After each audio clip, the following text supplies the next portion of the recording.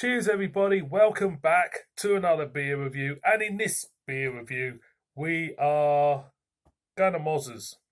And we've got a collaboration, a Thornbridge collaboration with the brewery, which I, to be honest, I think this year, out of all the beers I've done, this brewery is just constantly all over the place where I am, in all forms.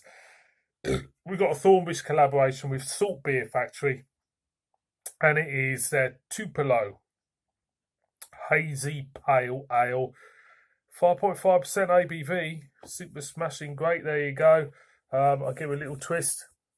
Not much information, to be honest, on the can. It says Brewing Tupelo gave us the opportunity to team up with our friends at Salt Beer Factory to create an exciting hazy pale using 6 varieties of hops, including the fantastic Sabro.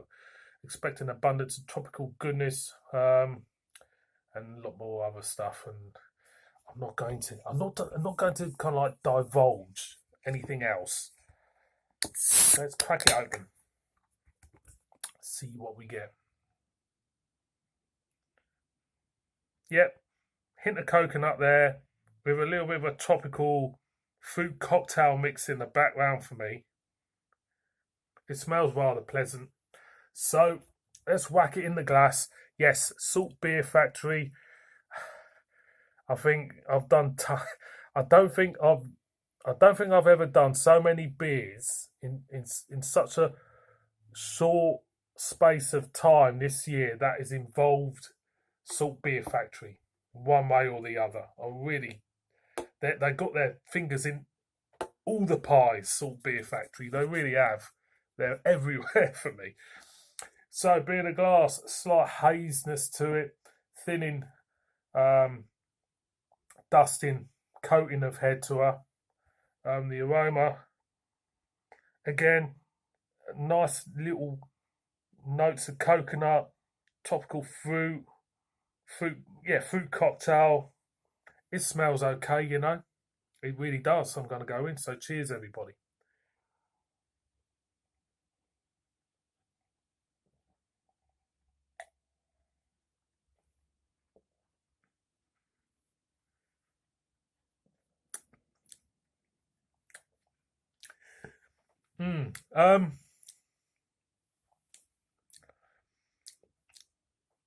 Nice little bitter note.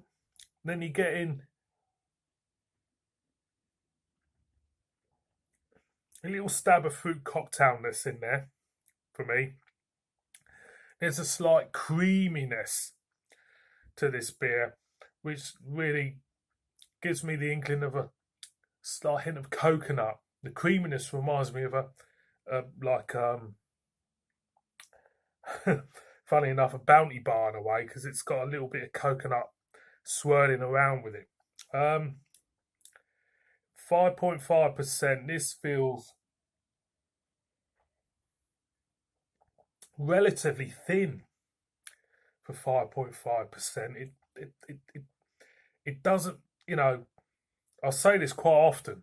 If I had a blind taste of this beer and someone said, guess the strength, I would never ever think this beer was 5.5%. I just wouldn't.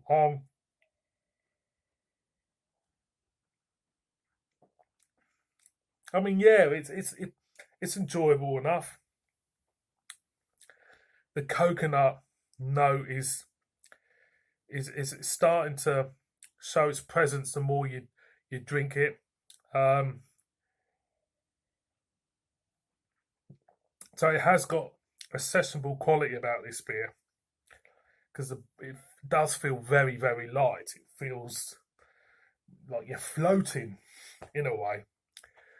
Me personally, would I go overboard for it? Because obviously we all have different tastes, and some people will think it would, and some people wouldn't. You know, some people like sprouts, some people don't like sprouts.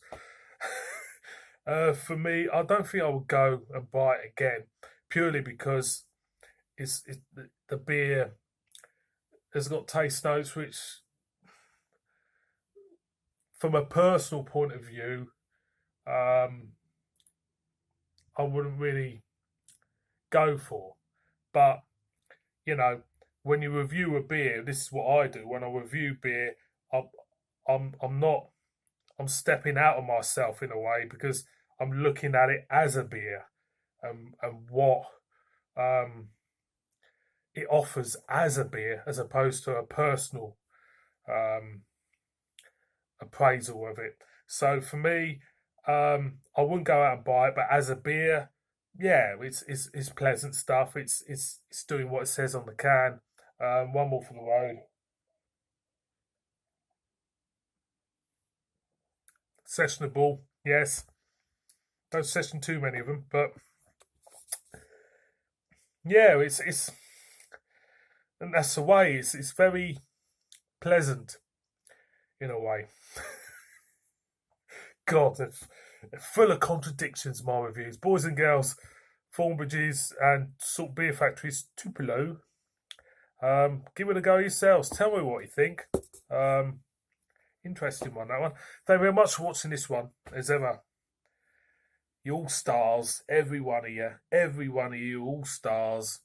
And I shall see all of you again on another one. Cheers.